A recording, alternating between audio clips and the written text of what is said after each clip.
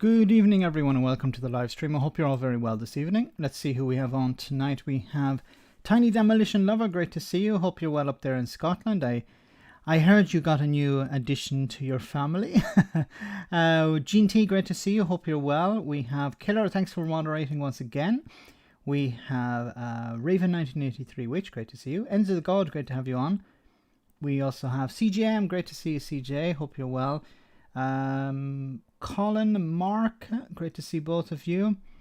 We also have, let me see, Sam Priest, great rhetoric, great to have you on. Hope you're well. Buxton, great to see you. Ruth, great to have you on, Ruth. Auraman, great to see you once again. We have Michelle, great to see you. Saltney, great to have you on too. Andreas, great to see you too. Fearless Wolf, hope you're well. Good to see you once again. Yoni, great to see you. Hope you're well up there in Finland. We have Katrina, great to see you. Hope you're well. Good evening, everyone. Can anyone explain why the energy companies need 80% more when they're already making vast profits? Surely the Tories have pushed it too far this time. I think they have. I'll talk a little bit more about that later on the stream, of course. Freddie B, great to see you. We also have Roisin, great to have you on, Roisin. Verity, great to see you too. Hope you're well. We also have Phil, great to see you. Doc as well. Pete, great to see you. Claudio, great to see you too. Claudio, sorry. Alistair, great to have you on. Hope you're well. So many more. I can't say hello to everyone. I'll be here all night, of course. Highlander, I see, great to see you, and so many more. Hope everyone is well. Hope you had a nice week and are ready for the weekend.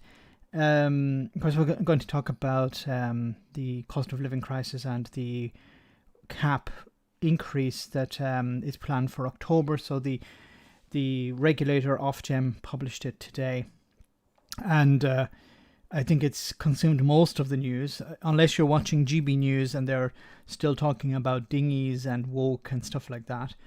There seems to be some problems with YouTube tonight, so hopefully it's not too serious and hopefully it doesn't disrupt things too much, but it has been playing up of late.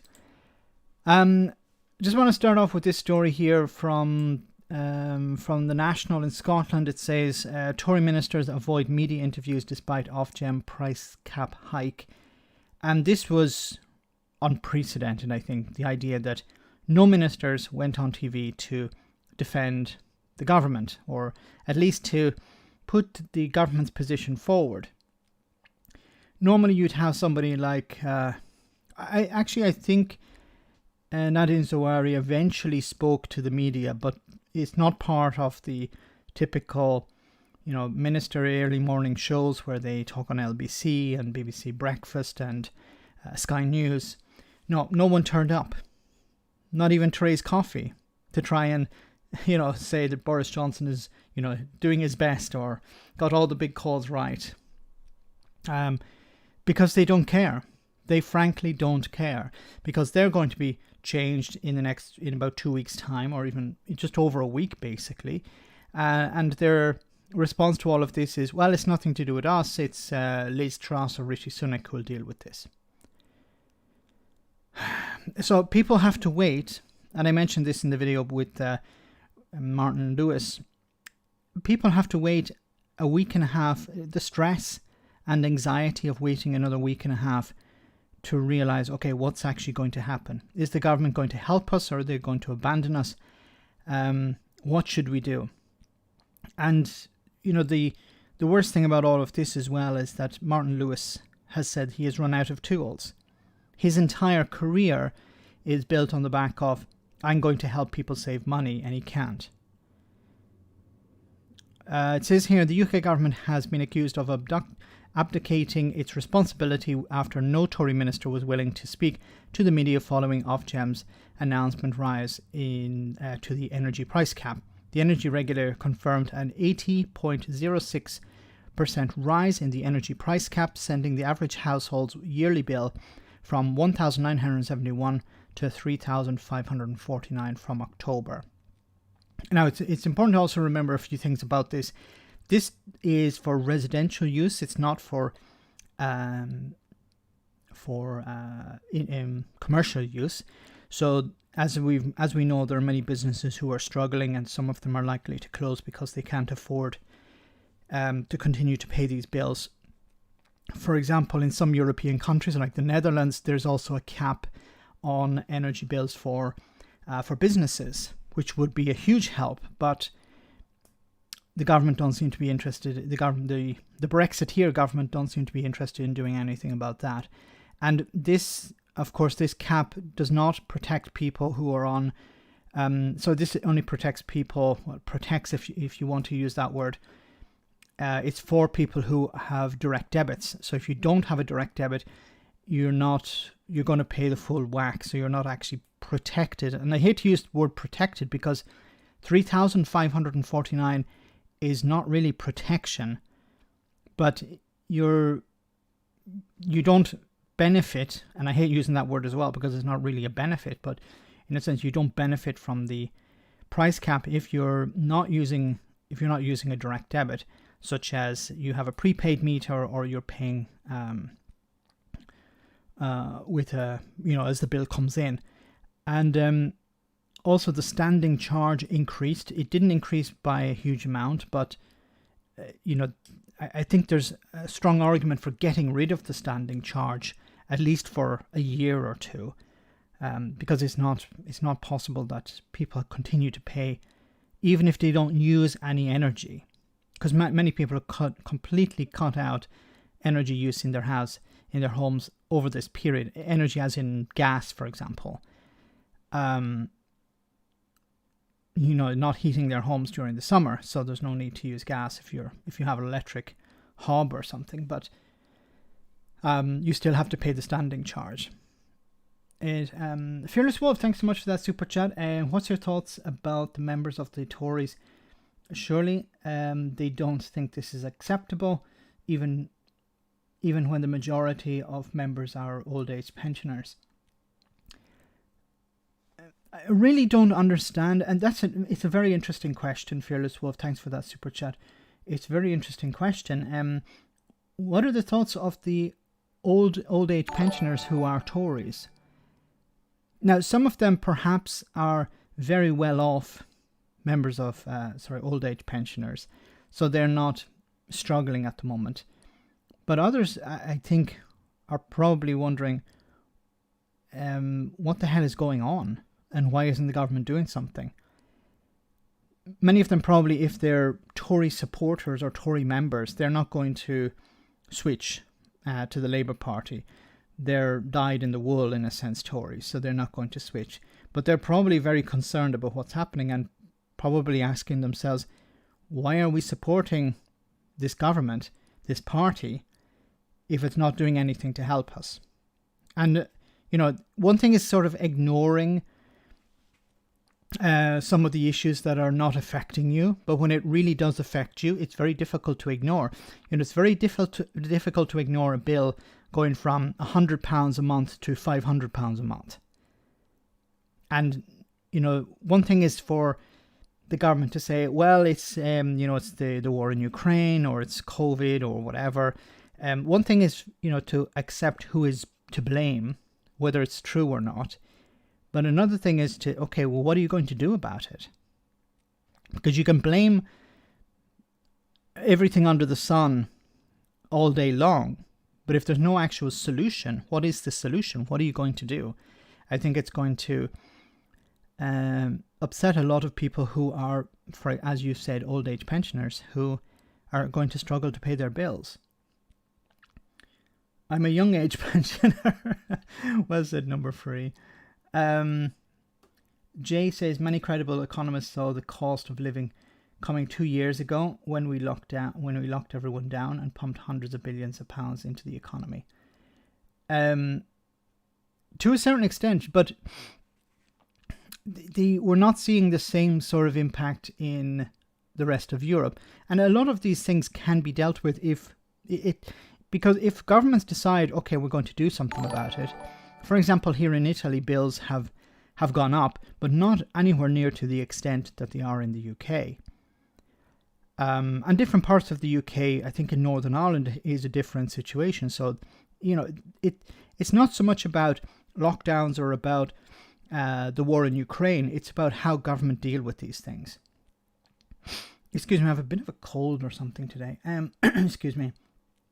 Regan Lee, thanks so much for that super chat. The old age will blame the EU or Russia because that's what the Mail will tell them. I agree with you. They'll find everyone to blame, but blaming people will not pay the bills. It's one thing to be angry with foreigners because you don't like them in your supermarket or whatever. But another thing is where, okay, I'm angry with the EU or I'm angry with Russia or I'm angry with Ukraine or whatever. But that's not going to pay the bills. And if they're old age pensioners who are on £600-700 a month and they receive a bill of £600 or £700 a month, blaming people is not going to fix the problem. And, what are they actually going to do? I think what's going to happen here is you're going to have COVID. No, it's okay. I'm not. I haven't tested, so it just started to feel a bit like this before I came on the stream. So make sure to, don't stay too close to the speaker, okay? So Ron gave Max COVID. No, I don't have a fever or anything. It's just I'm not sure. Anyway, I was out and about, so it could be pollen or something like that. Although it's pollen season is over. But anyway, what was I saying? Now I've lost track. Lost my train of thought. But once again, you can blame whoever you want, but blaming will not fix the problem. You want solutions. Yes, I was going to say, what will probably happen is people will default. And it's not just energy prices, it's also, for example, mortgage rates are going up. Savings are not going up in any real way. But, if somebody has a mortgage and we also have inflation running at, inflation has been sort of forgotten here. Inflation is running at close to 13%.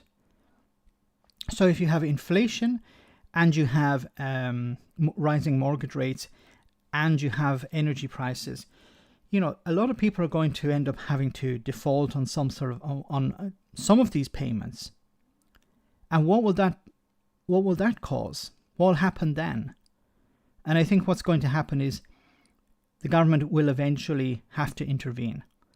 Because if a number of people, especially in the middle class, start to default on mortgage payments or on fuel bills, if they don't pay their fuel bills, they cancel their direct debit, or if you have no money to meet the direct debit, the energy company will get nothing. So there will be, what will happen then? They'll have to come and they'll have to disconnect your electricity. Now, I don't know the rules, I don't know the laws regarding that, if the energy companies can actually disconnect you, because it's a bit more complicated. For example, if you're living in a block of flats, there may be it may be difficult to disconnect one meter or a number of meters together, or how it works. It may be necessary to the landlord may not want it disconnected because it could damage their credit rating. So it's complicated. So it may not be just a matter of disconnecting someone if they don't pay. And what if a significant number of people don't pay?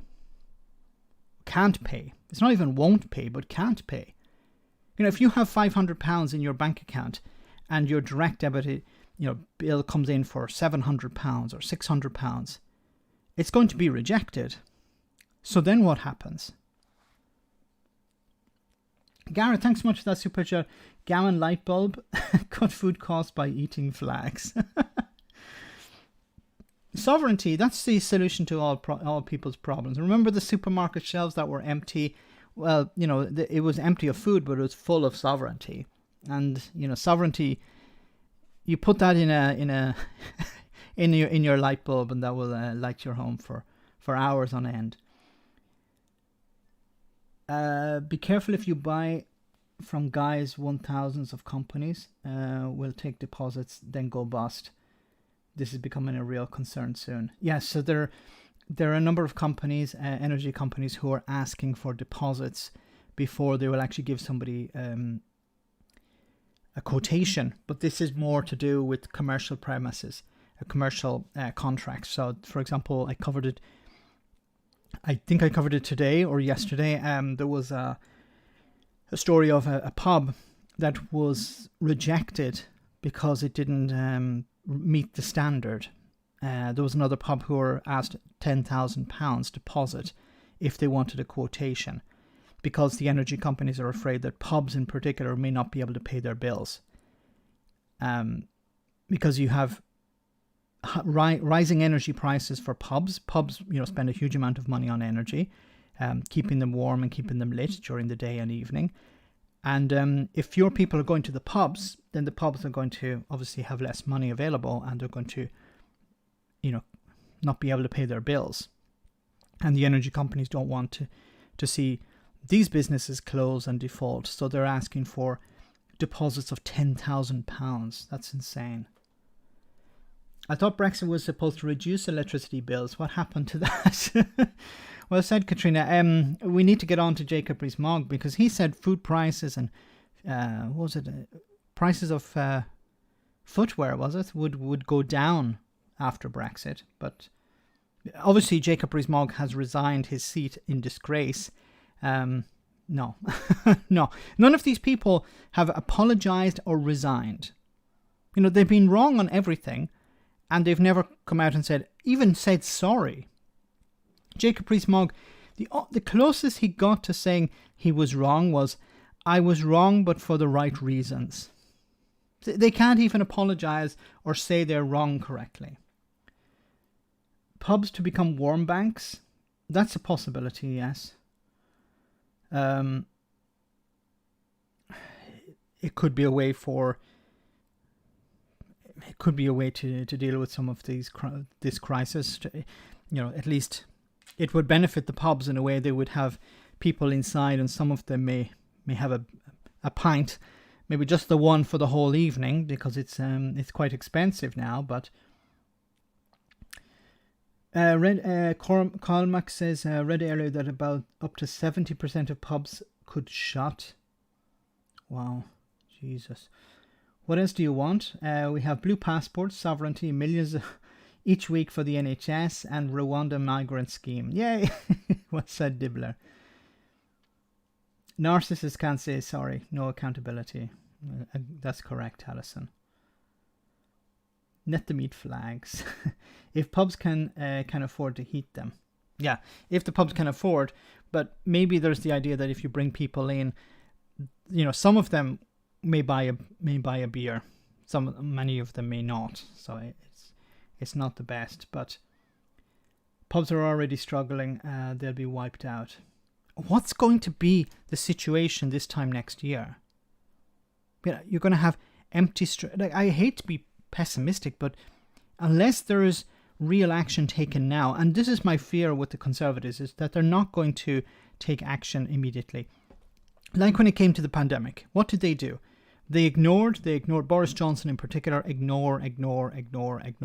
And then when it's no longer possible to ignore, and you have Sage, for example, banging at the door saying, bloody hell, do something, then, okay, yes, we'll start taking some baby steps. But, as soon as there's a downturn in the number of cases, we're straight out of any lockdown. And I think this is going to be the same. They're going to wait until the situation is really desperate, where many people can't pay their bills and stopped paying their bills.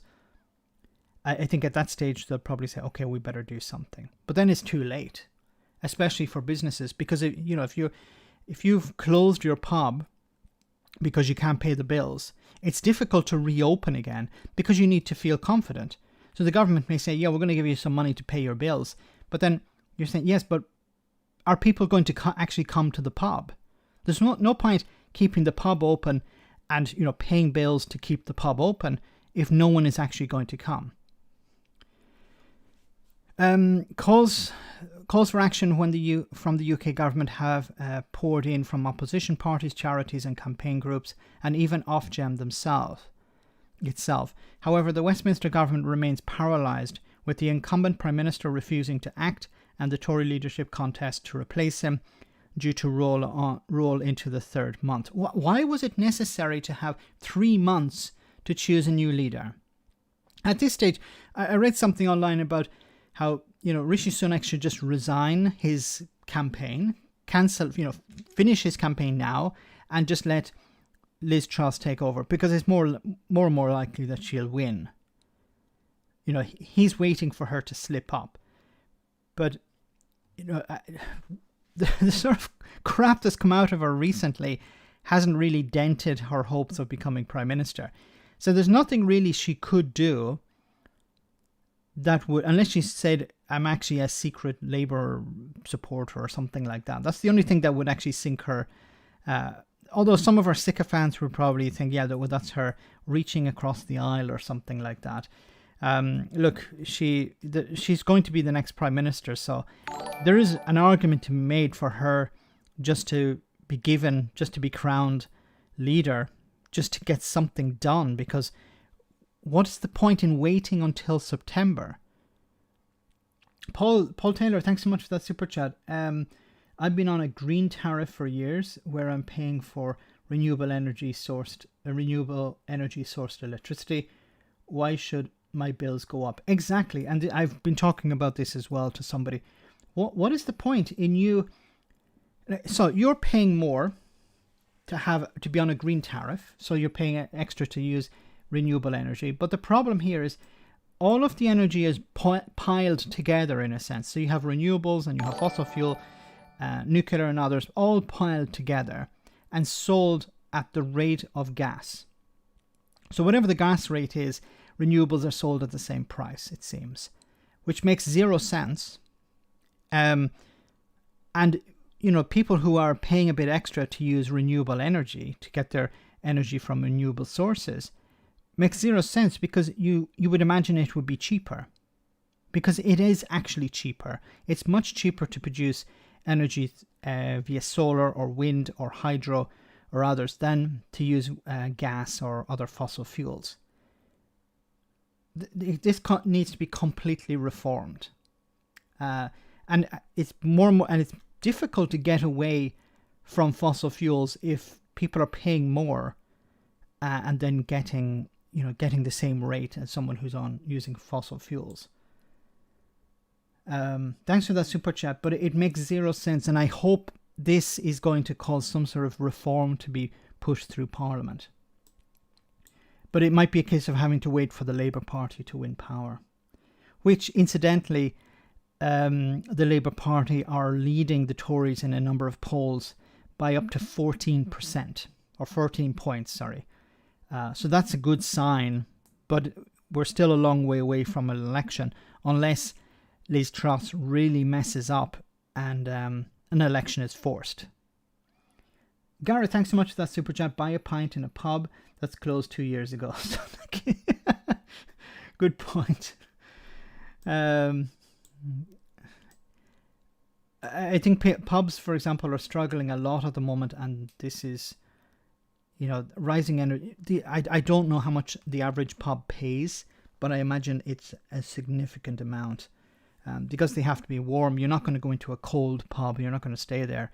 It has to be warm. It has to be well lit, and and the other costs as well, running fridges and stuff like that to keep beer or whatever cold. I imagine they have massive overheads, and for energy prices to rise, it's unsustainable for them.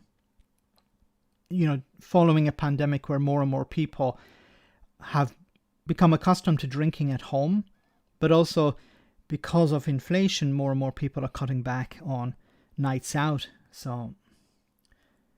or eliminating them completely. Suspect they're back in Truss because she'll be easiest to remove from power and replace with Johnson for the next general election. No, please don't bring back Boris Johnson. I've heard about this. I've read something online about Boris Johnson, or people campaigning to get Boris Johnson put on the ticket, or for Boris Johnson to come back in some way. I really think that's a bad idea. But you could be right that there is a plan to get Boris Johnson reinstated in some way. Thanks, Gareth, for that super chat as well. It says here, we would love you to come on and give us some guidance on the day when we've discovered just how high energy bills are set to go in from October. The two hosts invite a member of the government to come on the show and offer some clarity. And of course, they did not. FSM is the dog. Thanks so much for that super chat. Tories will hang on to the last minute, so it's fixed. Yeah, I think that's what they're going to do. They're going to wait and wait and wait, and then when the situation is so bad that they can't ignore it, and members of their own party are saying, please do something about this, then Liz Truss in this case will decide, okay, yeah, maybe it's better to do something. Nothing radical, but something, some sort of package, some sort of stimulus plan, but it'd be too little too late for many businesses and many people. Fearless Wolf, thanks so much for that super chat. At least I'm preparing for winter. I've got my willy warmer on standby. Much better than a mankini, I promise you. Get your willy warmer right. I won't ask what it's made of. I just hope it's not synthetic. It could attract some static electricity. That wouldn't be good for your willy warmer. The Johnson clan will be taking over Lords. Free Long Johns for over 70s should do it. We have to laugh at these things because it's otherwise you'll just cry.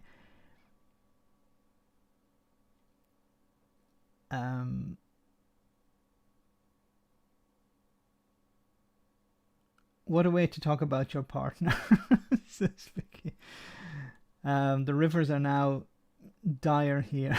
Yes, at least the summer is over, so you can't really go swimming. So because if you went swimming, it would be not the best. Mankini willy warmer. What did I miss? No, we won't go down that road. So I want to move on. Here is a report from Sky News about, well, will it get worse or will it get better? Alistair, before I see that, Alistair, thanks so much for that super chat. Let me just make this a bit bigger so you can see.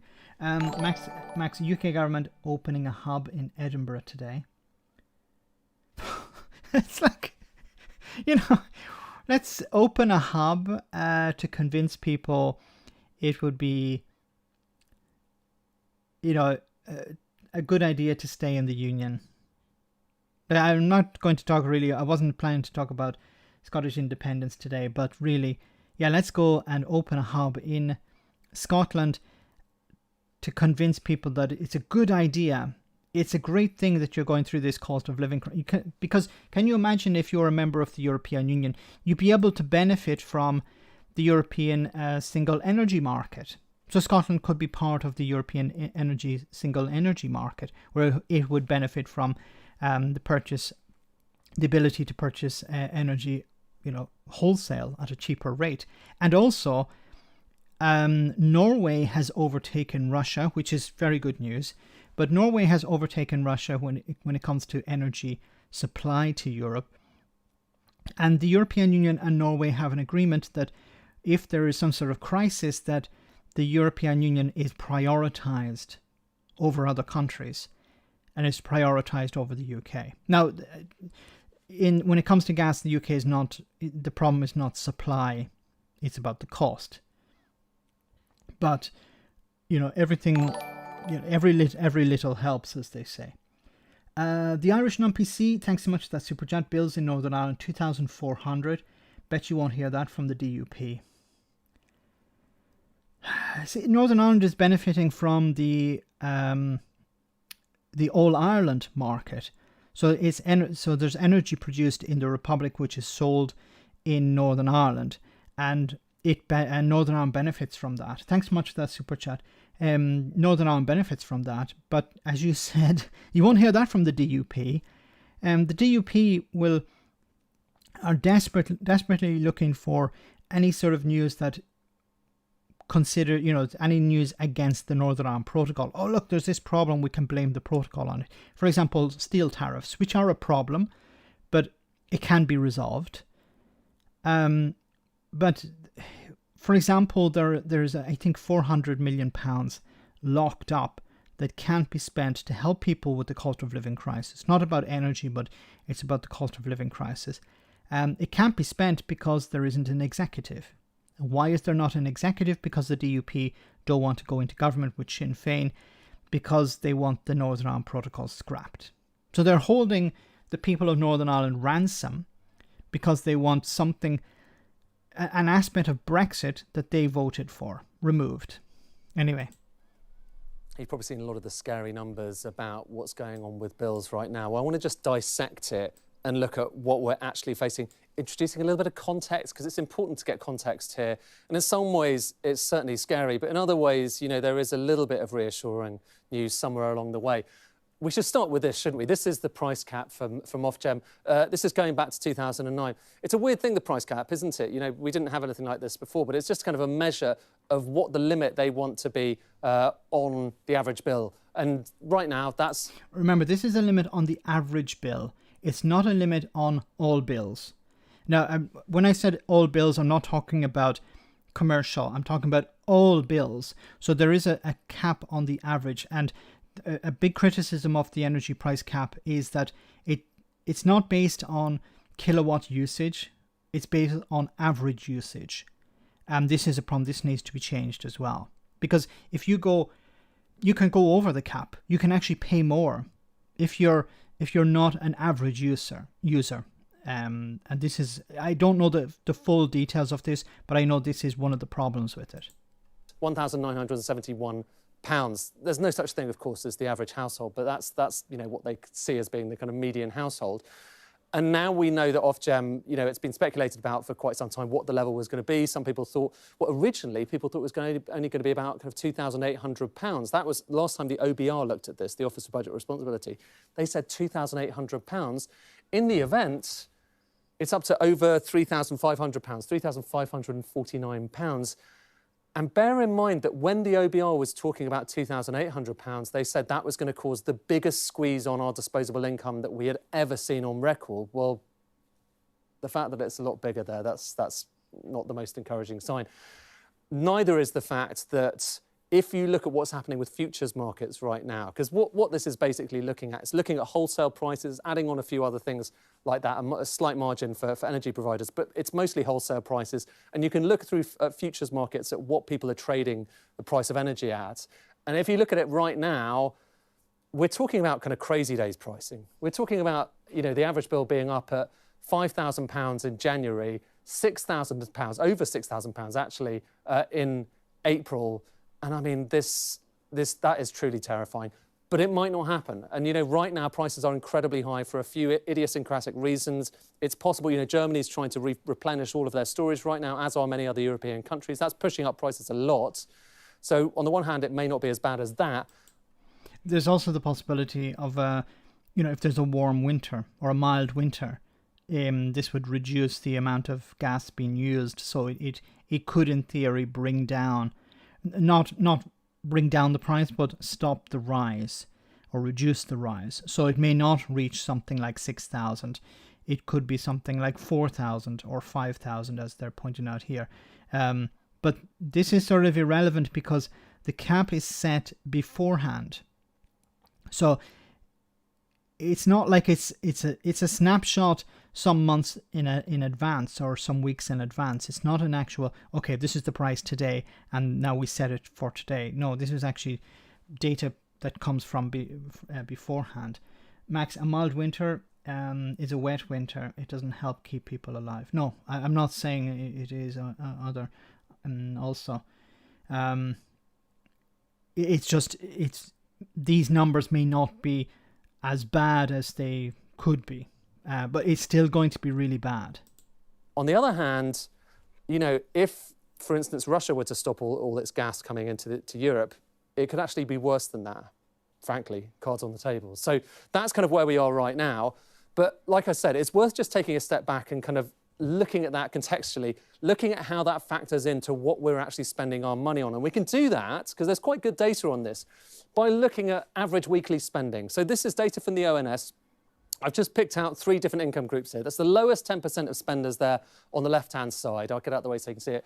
About £245 a week. This is weekly spending. You've got the middle income there, £590 a week. Then the highest, £1,200 a week. Now, you know, whether or not you spend that much a week, I don't know. But these are average numbers statistically collected from quite a big sample pool.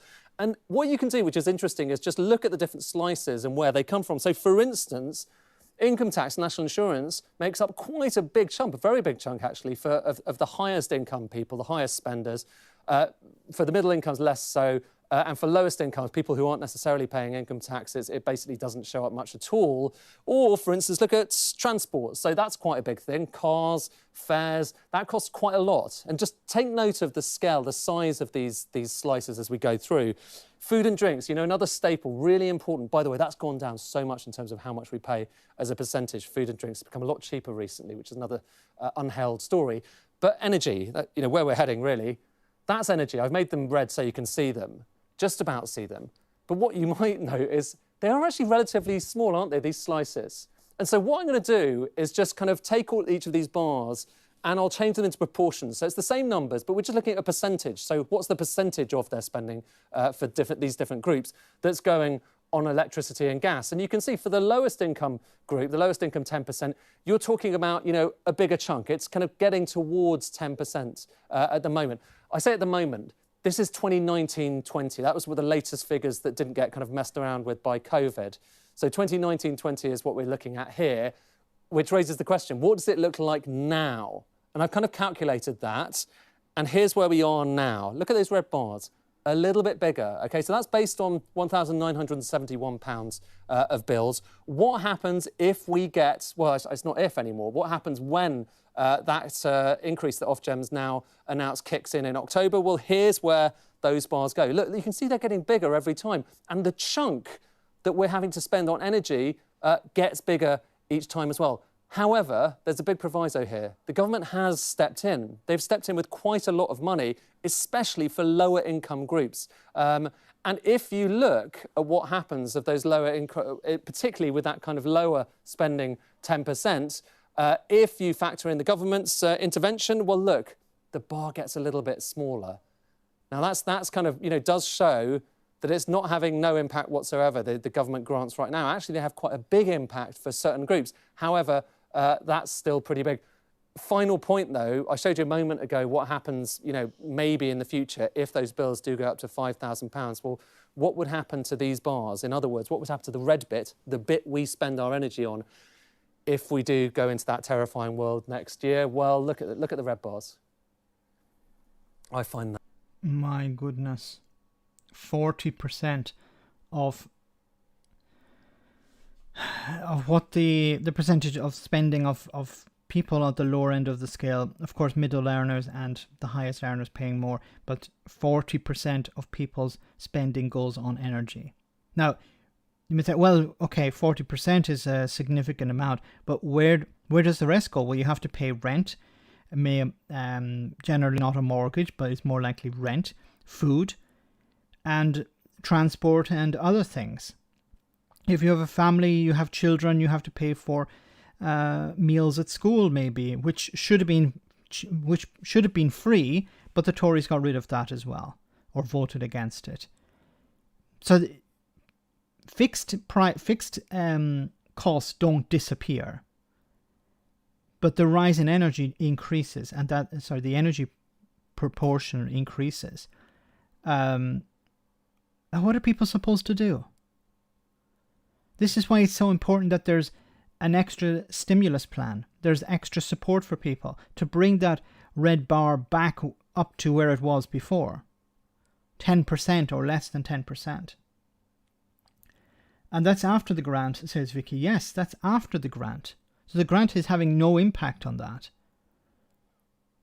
What are you left with after energy, rent, food, or is there enough to cover that? No, it's because probably 40% on rent as well. So yes, this is the problem, is rents have gone up. most people's rent has gone up. So you're going to have people who are either defaulting on energy bills or defaulting on rent. And some landlords may understand this, but many landlords will not. And they will say, if you're not paying your rent, you're out on your ear. And this is going to create conflict. And it's going to create a situation where, and I think what's going to happen is this rising cost of energy is not going to be the thing that will cause people to go out on the streets. It will be all the other things. Rents rising, people not being able to pay their rent, so they're risking being kicked out of their home. Maybe they're able to pay their bills, but they're not able to pay their rent. People are able to pay their bills, but they're not able to feed their families. And then you're seeing more and more food banks running out of food, running out of support, because they're normally supported by the middle earners. But if the middle earners are having less money available to spend on food and gas and everything else, then they're cutting back on their donations as well.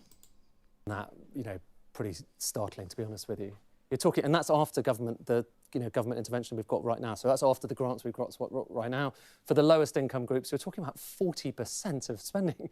It's totally not just unprecedented, but it's almost unimaginable, because you've got to think about the rest of this bar is where all the rest of your spending is coming from. Food, shelter, everything else is in that little bit, that bit that's basically increasingly squeezed by energy. And bear in mind, all of those other costs in the blue bits are going up right now, because food's getting more expensive, rent's getting more expensive, interest rates are going up too.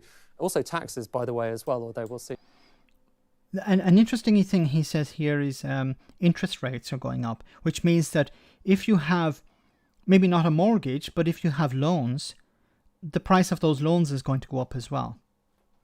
While you have Tory MPs and ministers saying, well, people shouldn't be asking for more money, because if you ask for more money, it's going to cause a wage inflation spiral. What Liz Truss or indeed Rishi Sunak want to do about that. But nonetheless, you can see in context here, energy going from being a tiny slice, or a small slice rather, to a very big and quite terrifying slice. However, what we really need to do is work out how this compares with historical context. So what we're going to do is we're going to take that middle red slice and kind of throw it back through history, okay? So the higher this line is, I've turned it into a line chart, so we're going back through time, it's better to show it in a line chart. Anyway, the higher that is, the more we are spending as a chunk, as a proportion of our total spending on energy. So that's energy going back to the 1950s. This is 1957, this starts.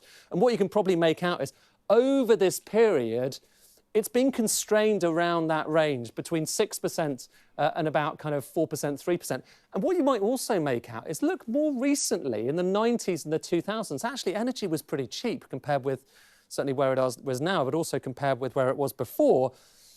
But here's what happens next, okay? Look at what happens when this latest increase kicks in October. Look at that bar. Look at that. Up to the highest level on record. Now, quick proviso, an important proviso, I haven't yet factored in the government intervention. So when you factor in the government grants that are going to come to households around the country, £400 for everyone, but also more for those on means-tested benefits, that goes down, OK? So the bar is still going up, and it's still actually the highest it's been since the 1950s, but nonetheless, it is lower than it would have been otherwise. However, if you do have those increases we were talking about, the scary increases next year that might not happen, but who knows, just look. Up to the highest level. I mean, it's just totally unprecedented. And this is back to the 1950s. It includes the 50s, it includes the 1970s and all those energy price shocks, slightly different things. But nonetheless, when people talk about unprecedented, this is, the chart that's worth just bearing in mind. My goodness. Drums to the bass. Whoop. Thanks so much for that super chat. Hi, Max. The most worrying concern will be when crime goes up, due to millions of people getting more desperate, which will affect everyone.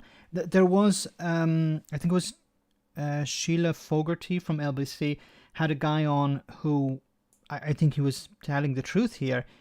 He said there's a risk of what will happen is people will, if they can't pay their bills, they're going to start tampering with the meters.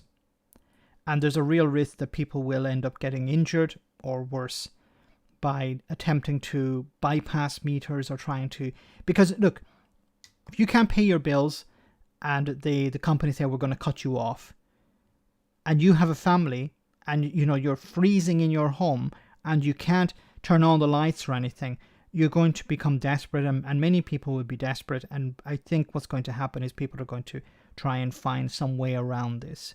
And of course, there's a huge risk in doing that, because unless you're an electrician, you don't know what you're doing.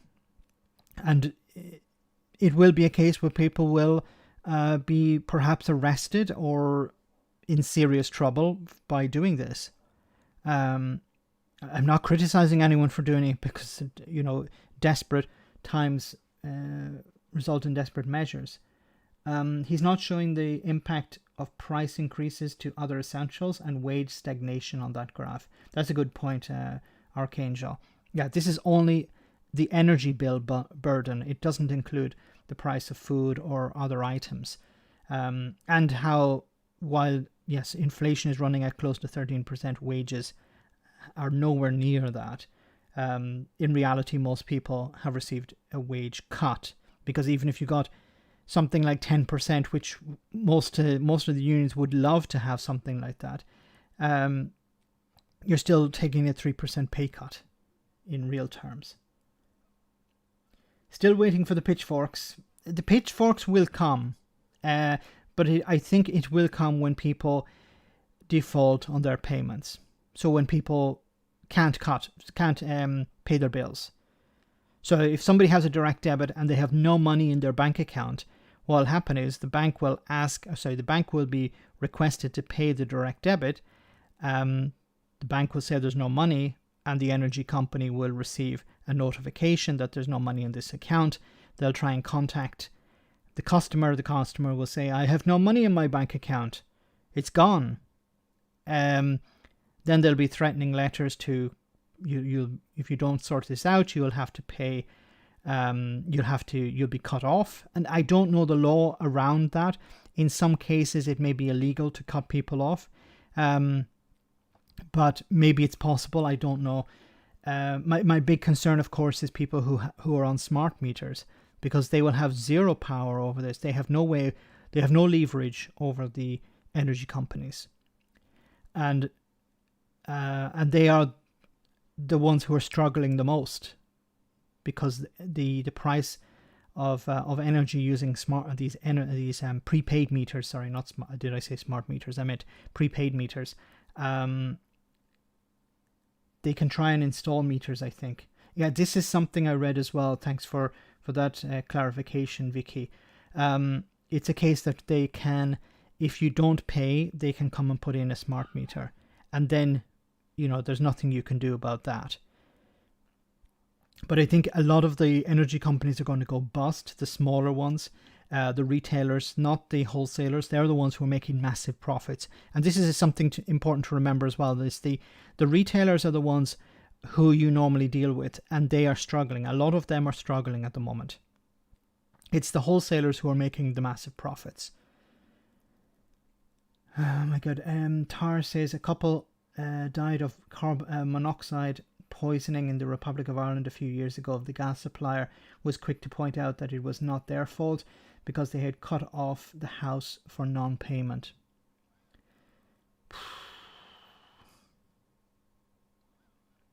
And this is something I've read as well.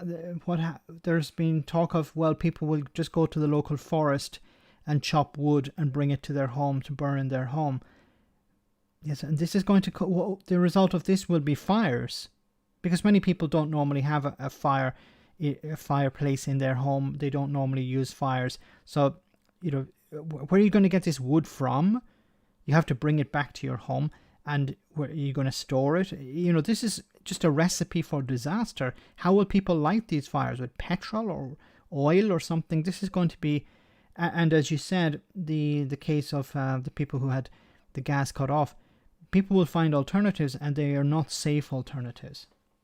That's why it's so important that there is action taken now. Boris Johnson's government needs to take action now, not wait until September.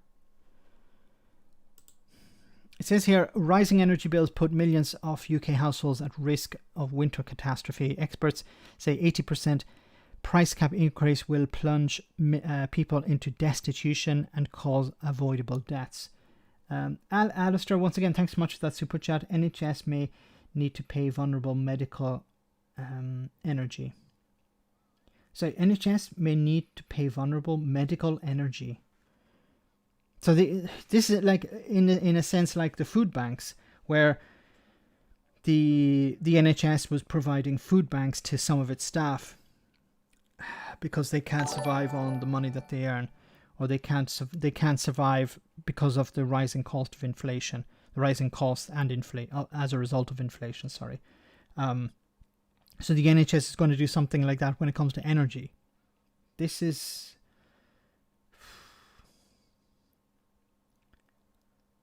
Deforestation is another sign of a failed state.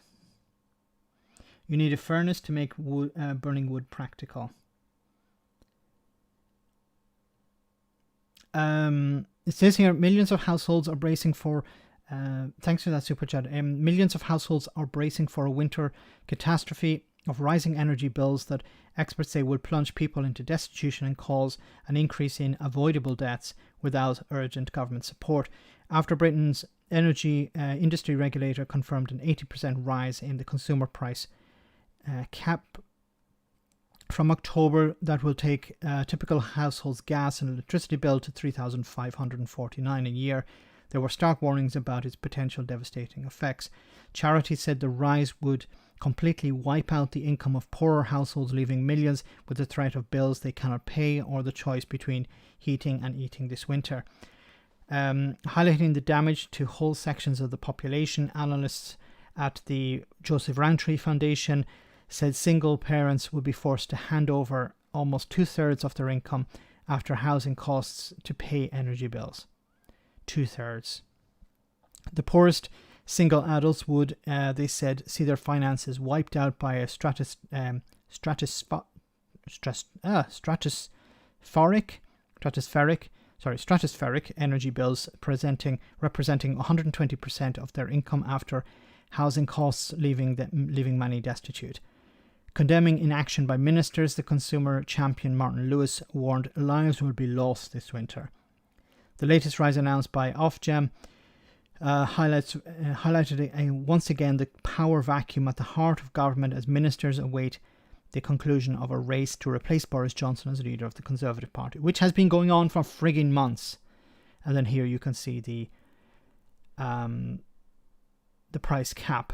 And once again, it's important to remember that the price cap is not for commercial users, so pubs, restaurants, small companies, all of them, they have to pay the full rate. They don't have and I hate to use it, as I said, the benefit of the price cap.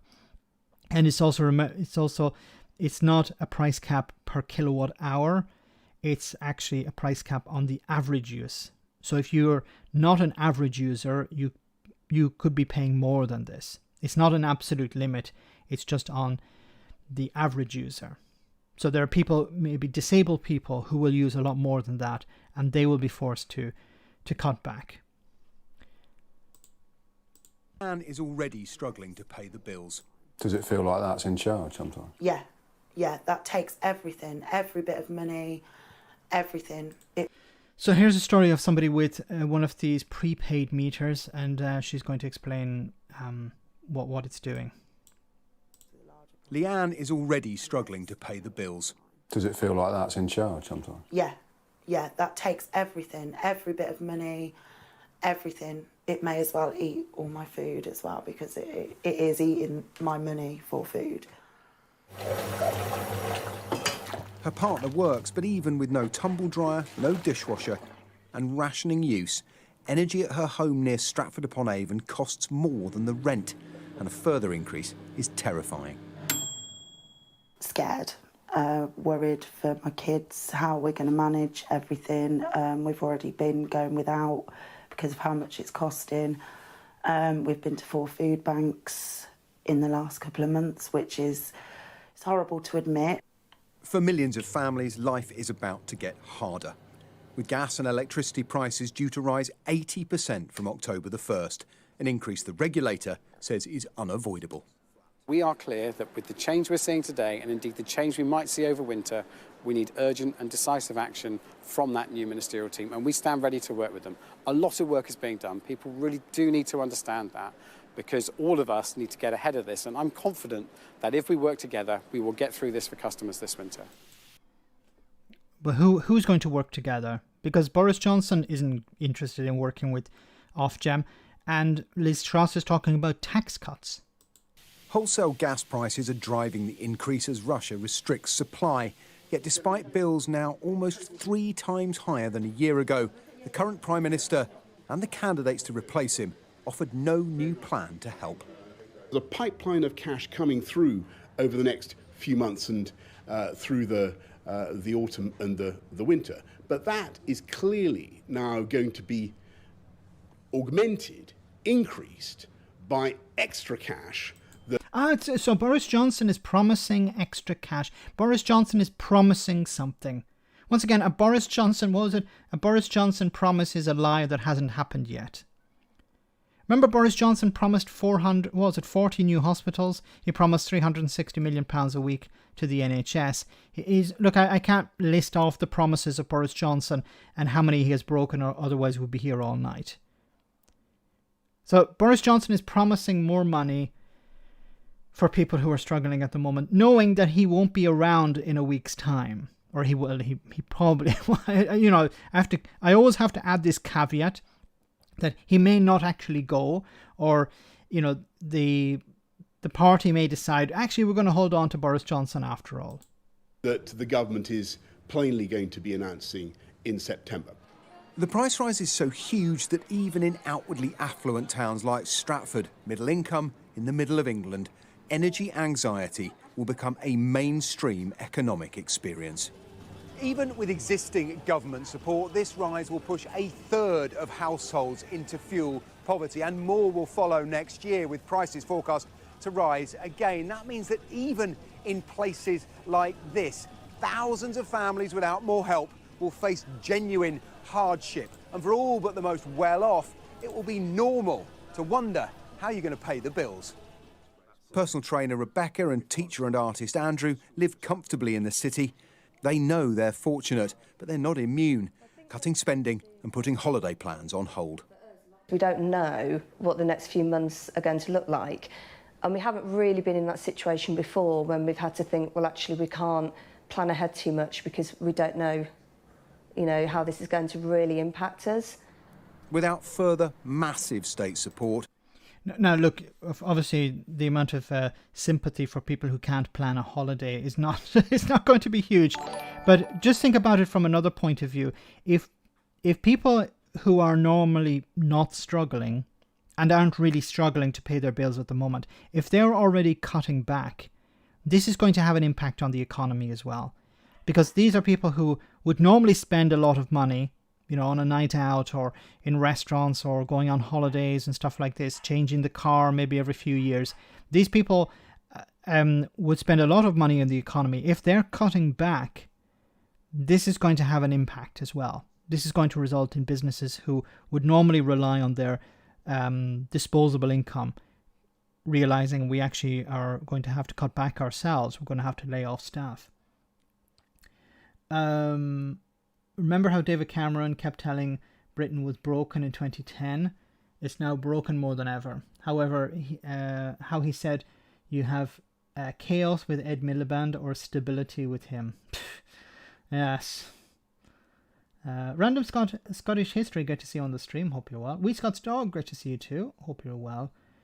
Nodialcy, great to see you. We should still pay enough to cover the standing charge, and the rest you can't afford leave to arrears. You can clear arrears over years if energy company regards you as a low credit risk. That's good. So it would be, but the arrears would go probably into the thousands, I imagine. So there is, although if you can pay it off, I think, and this is something we mentioned in the poll stream chat, is, it could be a case where, what would the energy company do? If you can negotiate with them, you say, look, you don't need to put in a meter, I will pay, but I just can't pay it all now. You could try and work out some sort of agreement with them that you pay a bit, £50 a month or something over the next 20 years, something like that. This could be a way of paying it off in the long term, but not everyone can do that. And if you're already, this of course is only for people who probably have been customers for a long time and have a good credit rating with the company. Most people may not have that ability, that benefit, and it doesn't help people who are, for example, using prepaid meters. They don't have any, they'll just be cut off if they don't pay, if they cut back too much. Anyway, guys, I want to lighten the mood somewhat, so I want to show you this funny video, and then we'll be back in a moment with some more serious stuff. Tight? Can't renew your passport? Don't want to go abroad? Visit the UK's newest theme park, Brexit Land. Fun for 52% of the family. Staffed by only the truest of Brits. You'll never visit a more patriotic theme park. On arrival at the Breaking Point Lounge, you get to do what the Brits love best. That's right, queuing. Here at the Passport Ride, you can queue for as long as you like to get that lovely commemorative stamp in your flashy blue, it looks a bit black, no, definitely blue passport. Enjoy hijinks with our troupe of actors portraying various European stereotypes who walk swiftly past you as you complain that this isn't the Brexit I voted for. Once you finally get through our hard border, you can enjoy our great rides. The Carousel Out, the Tunnel of Gove, the Tax Dodgems. Party away on the Big Boris, Europe's most ramshackle roller coaster, not responsible for any injuries caused. And our newest ride, the Log Flume. Literally, you slide down half a mile of sewage, dodging logs and stools to land in an ocean of excrement. Ride sponsored by all the UK water companies. Now you're feeling peckish, slide over to our Brexteront. Look at this delicious British menu. Gammon and chips, gammon and mash, gammon and jacket spud, gammon and dauphinoise. Only joking, none of that French muck. Gammon tikka masala, yes. And for the wokey Extinction Rebellion teenager in your family, there's the gammon and chips. Yes. Want to burn off those calories? Hop along to the Garden of Brexit Opportunities. Meet our friendly mascot, Jacob Rees-Pencil. He'll take you for a ride on our Brexit Benefits miniature railway, franchise owned by Spain, whilst he simultaneously corrects your grammar. Spiff, spoff, spat. And round off your night in our British-themed discotheque, Nigel's. Choose from our finest British ales, Proper Jobby, Shitfire, GB Brews, not many like that though, and be entertained by our top artists, Robbie the Racist Clan, our resident stand-up Mickey Misogynist, and our all-star band, Zen and the Phobias. Brexit Land, where all your Little England dreams come true. Cheers. Wonderful, wonderful. I missed a super chat, Magic. The response going to be robust and world beating. Yeah, the response to the cost of living crisis. Sorry, I'm laughing at Farage here. The response from Boris Johnson's successor, of course, will be robust and world beating. Yes. Anyway, let's move on. Thanks for that super job, Magic. Sorry I missed it before. This channel wouldn't be this channel if we didn't talk a little bit about Brexit. Just one story here. It says Liz Truss may trigger Article 16 days after becoming Prime Minister amid Brexit row.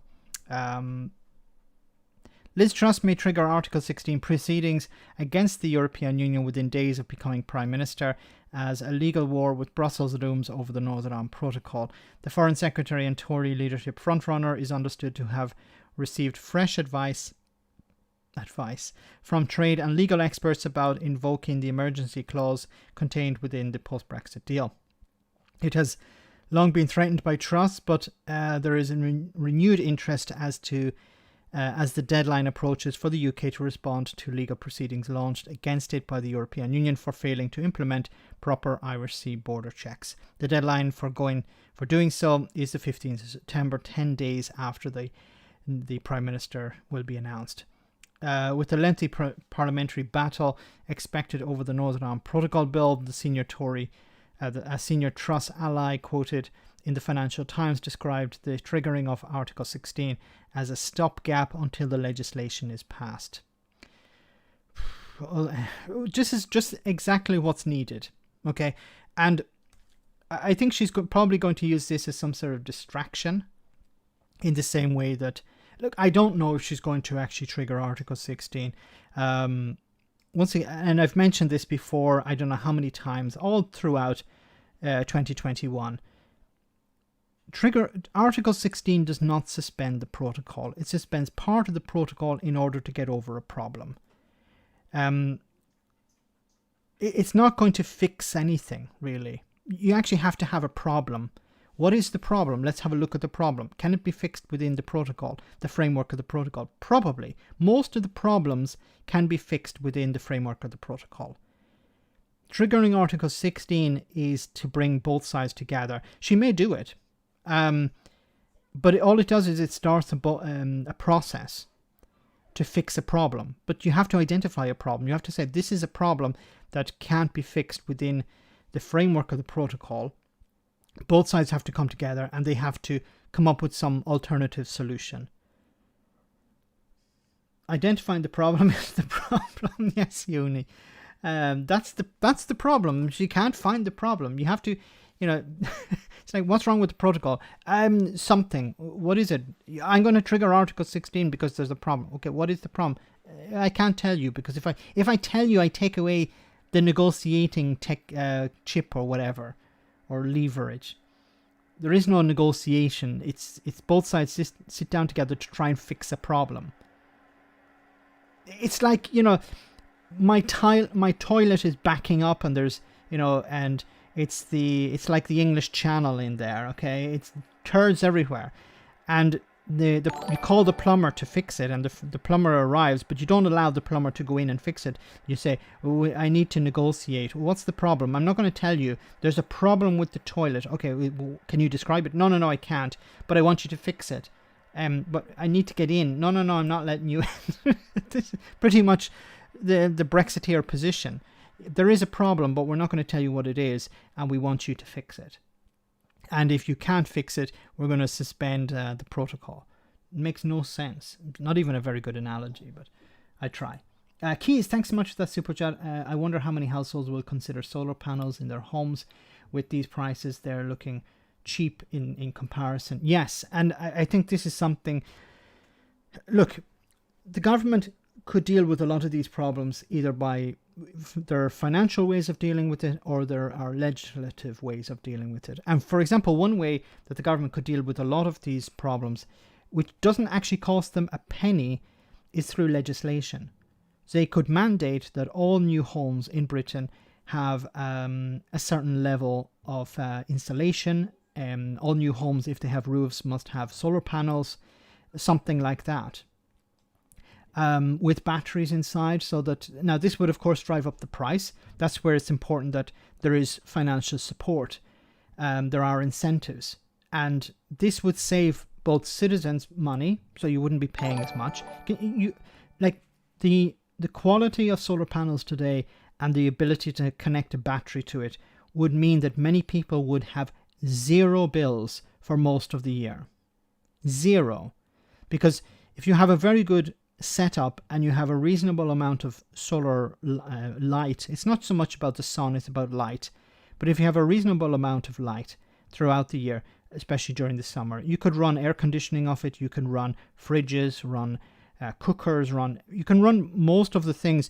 Maybe make a little bit of if you're a bit more careful, you can cut back. Okay, don't leave the cooker on for too long, or use the microwave more than the cooker, for example, because it heats up things quickly and doesn't consume as much. You could do something like that, and you could, in theory, and I think there are cases where people have enough solar panels on their home that they don't actually have any bills, at least during the summer, and to the winter it's a different story. And then you have heat pumps and things like this, which can replace gas boilers, which of course are much cheaper to run. So there are large upfront costs, but they would eliminate a lot of these. And just because there's a crisis today doesn't mean there won't be a crisis again in the future. So it future-proofs from a lot of future problems. Thanks for that super chat. But I do think there is going to be a greater, but at the moment it's only going to be for people who can afford it, and most people can't. That's why it's necessary for the government to step in. Paul, thanks so much for that super chat. Yep. We need to invoke Article 16 because Northern Ireland is doing well, being essentially still part of the EU. It's embarrassing for Great Britain. It is. The DUP, every time there's some... sorry about that. Every time there's a bit of good news, the DUP are very angry. When Northern Ireland is outperforming the rest of the United Kingdom with the exception of London, this is very bad for the DUP, and it's very bad for Brexiteers because they're supposed to be, pushing the idea that, Brexit is great, but the Northern Ireland Protocol is a disaster.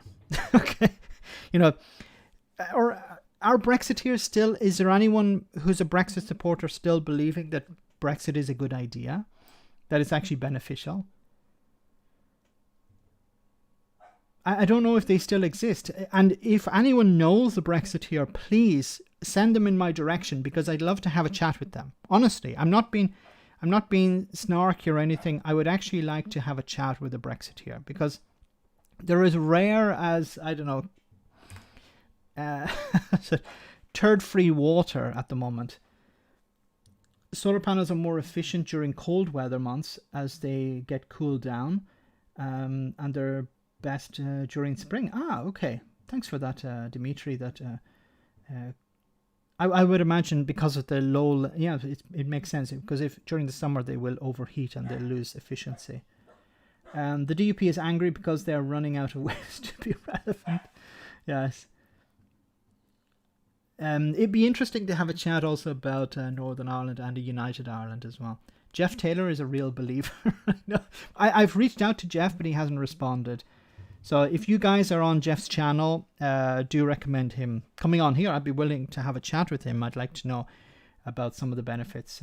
Gets a run on. I've tried, but every time he's out of the country. That's the problem. It's almost as if we were the same person. Every time when I'm not here, he's here. When he's not here, I'm here. Labour and the Lib Dems are content with Brexit. It's not so much that the Labour Party. I'm not sure about the Lib Dems, but the Labour Party, I think they're afraid that they need to, if they want to win power, there's a very small section of these marginal seats that they need to win over, and they're afraid that if they talk about things that, let's call a spade here, if they talk about things in an intelligent way, it will piss off these people who switched from Labour to the Tories back in 2019. So they need to win these people back. And these people are extremely fickle. And these people don't really read, mainstream newspapers. They read the Express or something like that. And it's very difficult to convince these people to vote for the Labour Party. But you need to convince those people. And talking about, undoing Brexit or rejoining the EU, unfortunately would piss those people off. And they are the ones necessary that you need to win over. Once you're in power, it's a different kettle of fish. It's a completely different story. Roisin, thanks so much for that super chat. Article 16 stuff again. They have to keep this fighting with the EU going. I think it's reckless and irresponsible behaviour. I reckon it is, and it's just another case of pull out the Brexit card. It keeps the gammon happy. It keeps the Brexiteers angry. And it distracts for a few days. And it's done. Do you remember back in December, was it? They were talking about, we're going to trigger Article 16, and nothing happened. it's just once again an attempt to distract. And I think they're always keeping it, in their pocket so that, when the situation is desperate, they pull it out.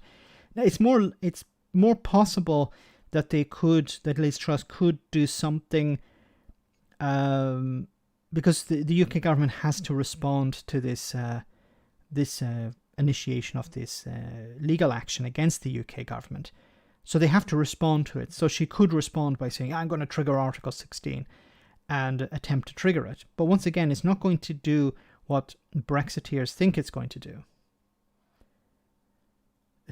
I said this before, it's not some big red button that you press and there's an explosion somewhere. It's a process. It just brings back the joint committee and gets them to resolve the problem. But you actually have to first have a problem.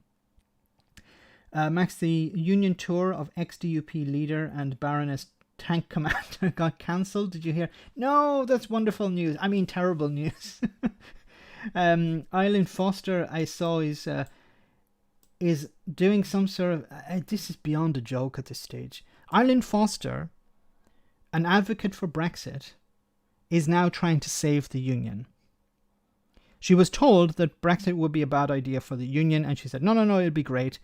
And now she's joining the former Tory leader, Scottish Tory leader, on some sort of campaign to save the union. This is not scraping the bottom of the barrel. This is worse than that. There's no bottom of the barrel left. Unimortar, thanks so much for that super chat, Unimortar. Max, been watching you for years from the States. Hey, that's great to have you on. This whole government has been a comedy of errors and would be a lot more hilarious if they weren't so heartless towards their own citizens. Keep it up. Thank you so much, Unimortar. Great to have you on and hope everything is well.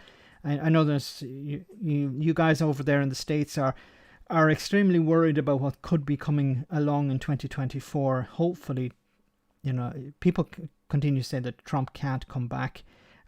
He's more likely to be in prison. But I'm always worried that it could be him or someone even worse than him. And we always imagine it's no one worse than that.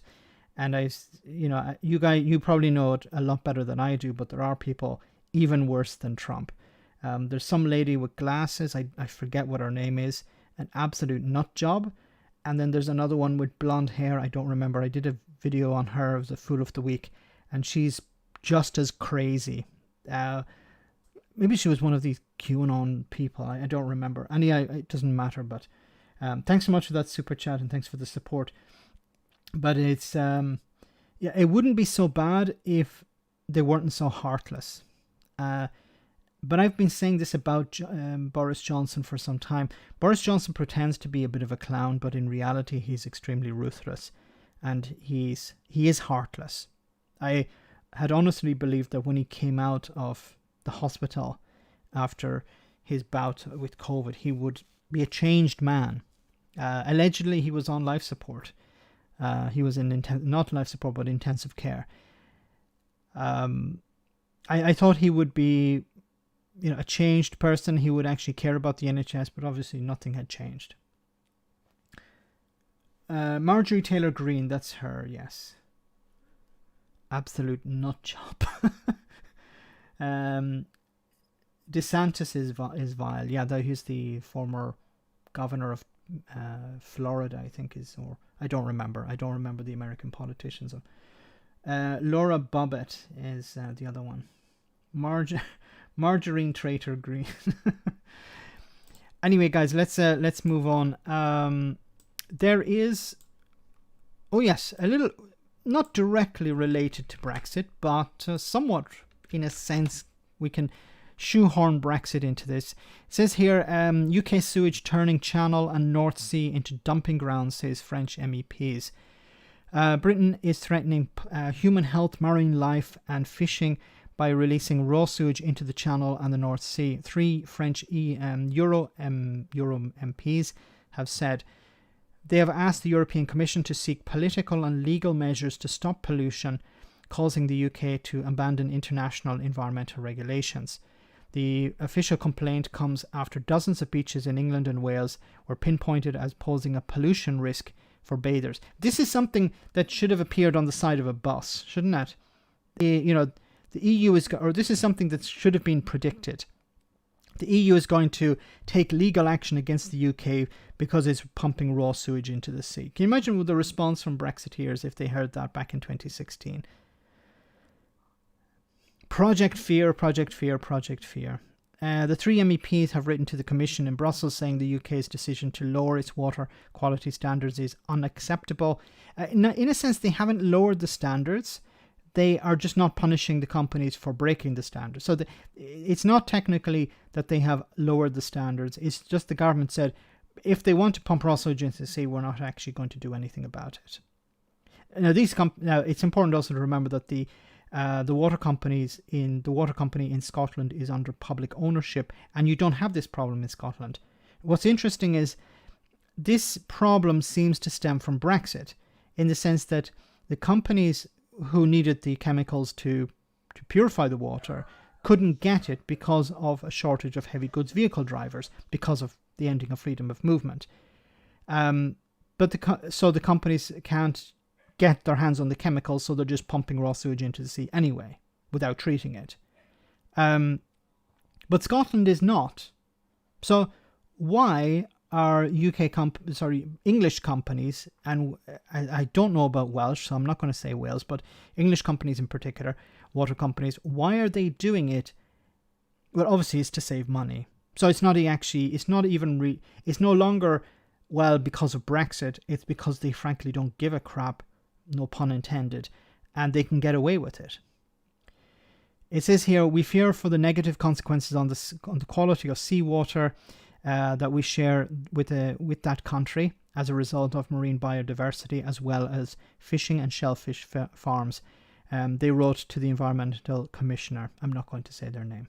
The MEPs are Pierre Carrascand, the chair of the European Parliament's Fishing Committee, Nathalie Lizourou, a former French Europe minister, and Stéphanie Yon Courtine, who is also a regional councillor in Normandy, where the coastline risks being the worst affected by UK sewage. They are members of the centrist Renew group in the European Parliament. This is extremely embarrassing, isn't it? Look, and I'm not saying this because of Brexit or because of the UK. It's if it was happening here in Italy, and neighbours, for example, Greece or Croatia or whatever, if they were complaining about raw sewage coming up onto that, I would be embarrassed for Italy. If it was the opposite in Ireland and the Irish were pumping raw sewage into the sea and the British government were complaining, I'd be on the side of the British government here. This is unacceptable. Sounds like Max is going to be savaged by vicious hounds. We have a puppy, okay. It's a long story, but I won't get into it tonight, and he's a little bit noisy when I'm doing live streams, unfortunately. Mrs. Max tries to keep him quiet, but sometimes succeeds, sometimes not. It says, since Brexit, the United Kingdom has exonerated itself from the EU environmental rules. They wrote in a letter headed Britain's pollution of the waters in the Channel and North Sea. It pointed out that although no longer bound by EU rules since January last year, the UK signed a commerce and cooperation agreement as part of the withdrawal treaty and was still a signatory of the UN Law of the Sea, a charter on the protection of shared waters. Despite this, the UK has chosen to lower its water quality standards. Once again, I don't think this is true. They're just not enforcing the law. They've completely abandoned the law. This is unacceptable and calls into question the efforts made by EU member states over the last 20 years. The UK committed to preserving the seas that surround it and we share. I just wonder, is there a response? An opinion piece by Professor Chris Whitty, the Chief Medical Officer for England, Jason Cox, the Chair of the Water Regulator, Ofwat, and Emma Howard-Boyle, Boyd, the chair of the Environmental Agency, published on the UK government website in June, flagged that data show that the use of storm flow overflows is now not exceptional. The government said it will announce a plan next month to reduce storm overflows. This was a legal requirement by the Environmental Act 2021. Water Minister Steve Double said, "Our world-leading Environment Act has made our laws on water quality even stronger than they were in the EU." Okay, but then why is there raw sewage being pumped into the sea? It sets tough new legal targets, duties and accountability mechanisms to leave our environment in a better state for future generations. It's in a worse state. And then he goes on to say, unhelpful and ill-informed comments like this shouldn't distract from the work we're doing to protect our rivers. Then I would love for Steve Double to go down to the sea, but maybe not the sea because it's salt water, but to go down to his local river and bathe in it. And maybe drink the water. Would he do that? No, of course he would not. Or maybe he should at least bathe in the sea. Okay, I was going to say drink the sea water, but no, I wouldn't inflict that upon him. But he should at least bathe in the sea. You know, where there's a big sign up saying do not bathe because there's raw sewage in the sea. And this charlatan, once again a Tory charlatan, turning around and saying, we're our world-leading Environmental Act. It's a scam. It's a sham. I don't know if they've actually lowered the standards, but as far as I know, they've decided not to punish companies for pumping raw sewage into the sea. Wales and England did revoke European Water Directive in 2017. The UK is going down the toilet, pun intended. Raw sewage is stronger than treated effluent.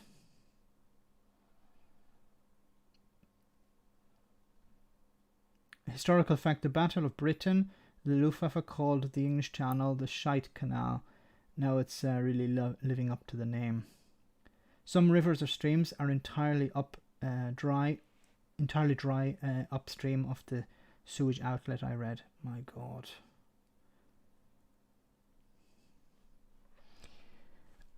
I'm not here to bang the Scotland drum, but I really think the SNP should be using this as part of their material. Vote Tory, vote shit. What is the point in staying in the union if you can't even visit the beaches anymore? Like, what's the point of all of this?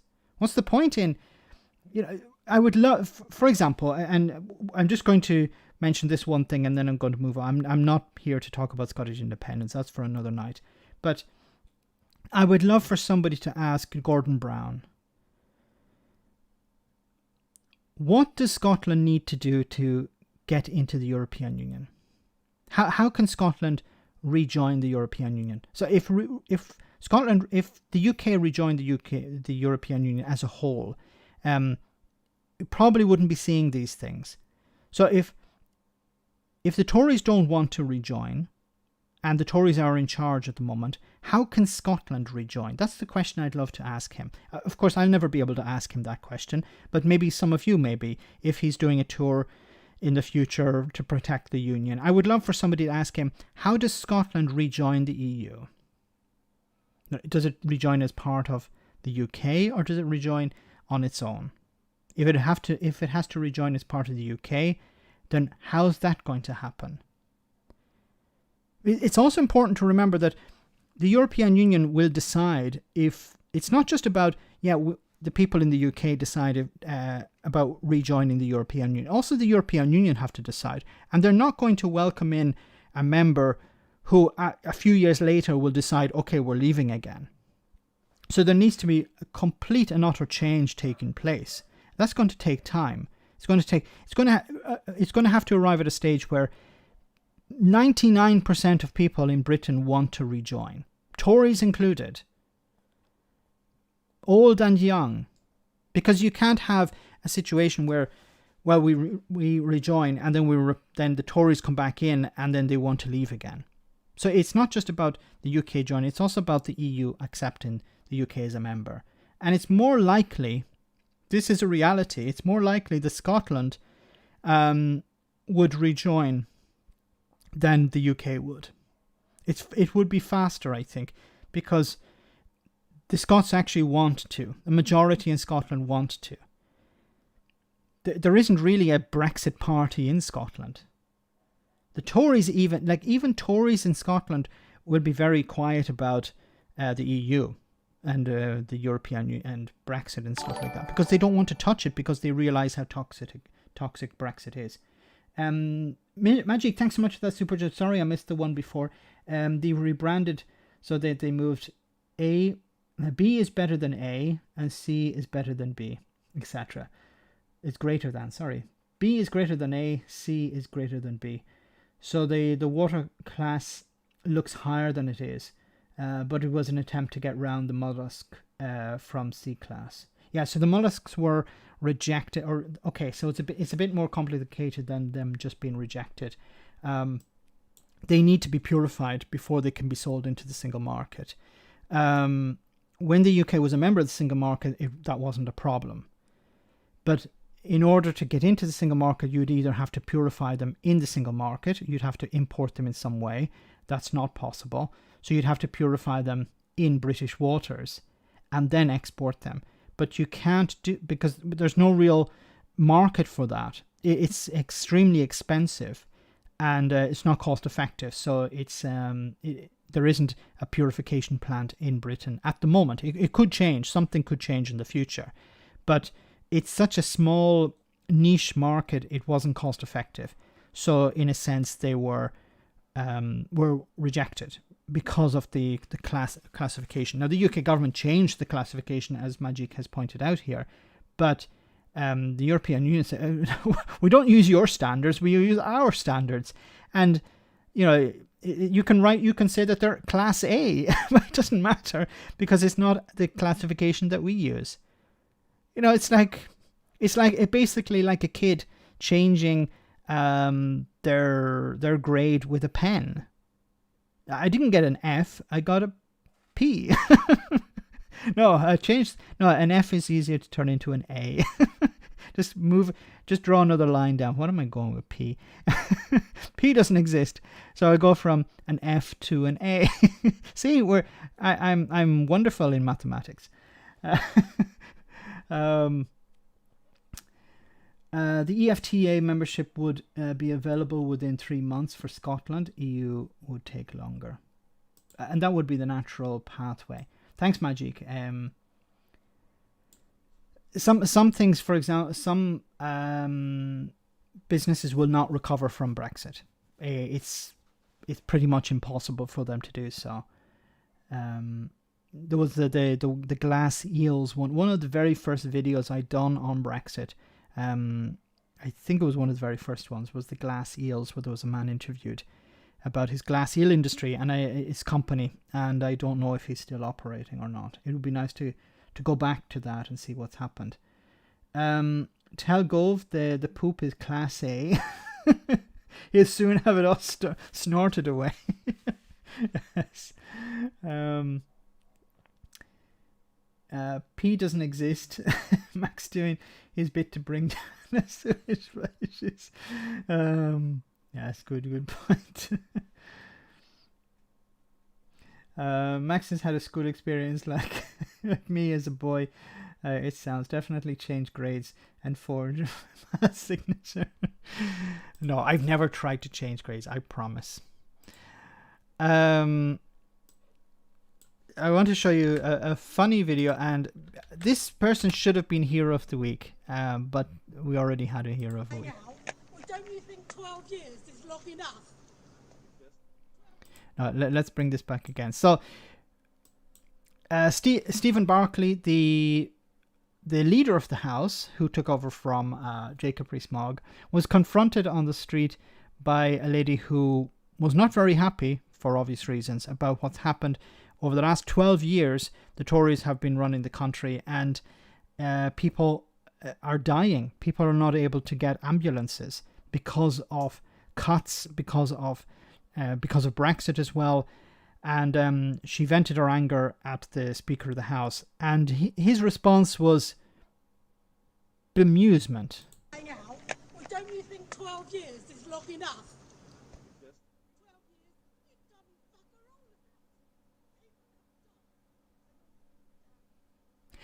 This isn't the video I wanted. Crap. Let me see if I can get...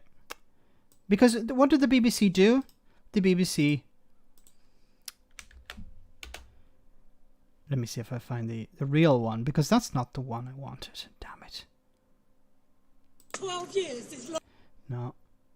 Have they changed it? Plan for Jobs has protected. Are you going to do businesses. anything about the ambulances waiting and the people dying out? Well, don't you think 12 years is long enough? Yes, and we are 12 years, taking... you've done bugger all about it. People have died and all you've done is nothing. And then he smirks. He's laughing about it. Yeah, he did smirk. You can see here he's smirking.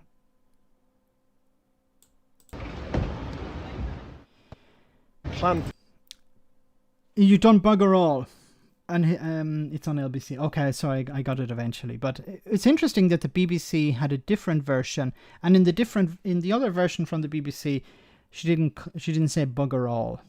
Was it they were trying to, censor her, or eliminate the swearing or whatever? Is bugger a swear word? I don't know, but this needs to happen. These ministers have to be called out on the street, exposed for the liars and charlatans that they are. But I just wanted to cover on that I just wanted to cover that. It was interesting. More Tory embarrassment. We're almost at the end of the stream for tonight, but I wanted to show you this. Serious problem if France and UK can't tell if they're friends or enemies, says Macron. So, as you know, Liz Truss was asked a question during the right-wing... no, was it not? It was Talk TV. It's like Gammon Brexit News. Just another version. She was being interviewed by Julia Hartless-Brewer about a number of issues, and one of the quick-fire questions was, Emmanuel Macron, friend or foe? And Liz Truss's response, of course, was pretty stupid. It was, the jury is out on that. At least Rishi Sunak said friend and then moved on. But anyway, it says France and Britain would be facing serious problems if they could not say whether they were friends or enemies, Macron has said, insisting that for Paris the UK would always be an ally no matter who was running it. This is the difference, the adult and the children, the child speaking. I'm not a huge fan of Macron, but he's obviously head and shoulders above Liz Truss. The comments made after Liz Truss, the clear favourite to become Britain's next Prime Minister, told the penultimate Conservative leadership hosting on Thursday that the jury is still out on whether the French president was a friend or foe. As for his response, Macron, on an official visit to Algeria, said it was not good to lose your bearings too much. If he was asked the same question, he said, I wouldn't hesitate for a second. France is a friend of the British people. And look, the diplomats know this, senior politicians know this, business leaders know this. Liz Truss, obviously, trying to reach out, trying to win over the little Englanders and the gammons and the racists and bigots, needs to say, the French are, well, no one really believes the French are our friends. This is, I don't even want to waste time on this. It's just beyond pathetic. And one of my friends on Discord, I spoke to him about this before, and I asked for the French position on this. What is the opinion of French people regarding this idea that the little Englanders believe that France is continually trying to undermine Britain? And he just said it's like really weird.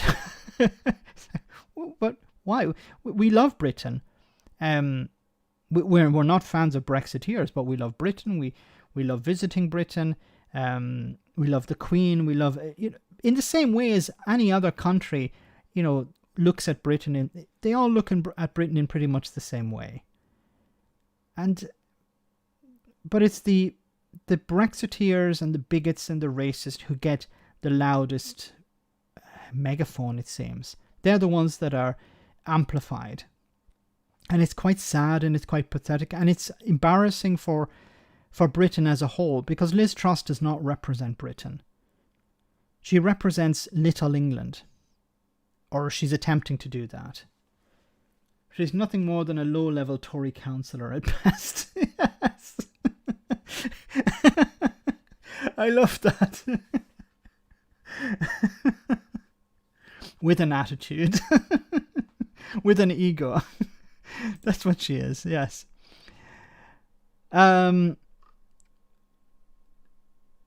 we're almost at the end of the stream, so I want to say a massive thank you to everyone who came on tonight. Thanks for all of the comments. Thanks for the super chats. Greatly appreciated.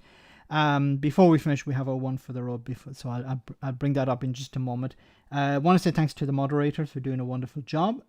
And I hope everyone will have a wonderful weekend. Stay safe. And hopefully, we're still over a week away before we have a new Prime Minister, but I really hope that Boris Johnson will do something and help people out during this cost of living crisis, because it's doing massive damage to people's mental health, just waiting and waiting and waiting for some news about something that's going to happen, because people can't be expected just to sit idly by and wait for some sort of assistance. That it has to come now. It has to be massive support. But anyway, let's finish on our one for the road. I hope you enjoy this. As Prime Minister, would I be prepared to press the nuclear button?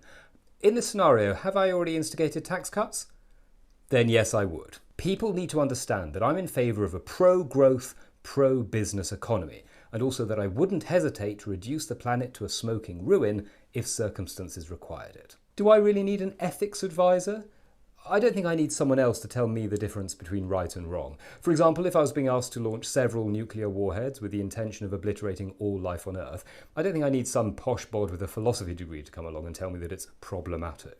I don't believe in handouts. I believe in cutting taxes and letting people choose what they do with their own money. And if they have to choose between heating and eating, well, at least that's their choice. Just like I will soon have the choice to initiate an exchange of firepower that would be the most devastating in human history, and indeed lead to the end of it. Comparisons with Margaret Thatcher are lazy and stereotypical, but I think what people respected about her is that when she made a promise, she kept it. Just like I promise that I will definitely initiate Operation Armageddon if I felt it was necessary. Of course, water companies need to crack down on leaks and stop raw sewage being pumped into our seas. I can't bear the idea of our pristine coastlines being strewn with waste. Unless it's the radioactive waste caused by an exchange of missiles that I started, because I would definitely do that, and everyone needs to know it. We need to stand up to Russia and China. They need to know that we mean business. Not as in they can buy up all of our businesses, that was the old plan. No, the new plan is we mean business as in they cannot push us around. Yeah, we inflicted mass economic sanctions on ourselves with Brexit. Yeah, do they really think we won't inflict weapons of mass destruction on them? We're crazy, baby. No, I don't think I am talking about this too much. People need to know that I'm a tough person willing to make the tough decisions. And if that doesn't mean hypothetically committing to an insane course of action that will definitely never happen to impress a few thousand old men who wish they'd fought in a war, then I don't know what does. Something a bit lighter to finish? Okay. How would I deal with the mouse problem in the House of Commons? I think I'd probably just get a few cats armed with tactical nukes. Very good, very good. So guys, have a great weekend. For those of you who are patrons, I'll see you after the stream in a little bit on the post-stream chat. Otherwise, I'll see you next Tuesday. And remember, on Sunday, we have a special guest, a guy called Ricardo, and we have Phil from A Different Bias on our Sunday roast. So do check that out. It was a really interesting chat with those two guys. We recorded it today, but it will be available for you to see on Sunday. So do remember to see that. Otherwise, I'll see you on Tuesday, same bad time, same bad channel. Take care, good night, and have a great weekend.